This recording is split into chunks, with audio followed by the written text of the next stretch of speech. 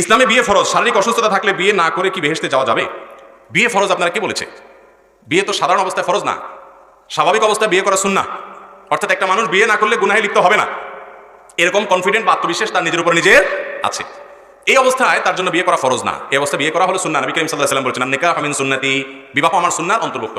তবে যদি কেউ বিয়ে না করলে সে জিনা থেকে বাঁচতে পারবে না, আবার এদিকে বিয়ে করার মতো শারীরিক এবং আর্থিক সক্ষমতাও তার আছে, এই ব্যক্তির উপরে বিয়ে আবশ্যক, তার জন্য বিয়ে জরুরি। তো এখন স্বাভাবিক অবস্থায় বিয়ে তো ফরজ না, সুন্নাহ। কিন্তু কোনো মানুষ অসুস্থ, শারীরিকভাবে অক্ষম, তাহলে তার উপরে বিয়ে কিনা ফরজ না। অক্ষমতাটা আবার মুশকিল হলো অনেকের ওয়াসওয়াসার রোগ আছে।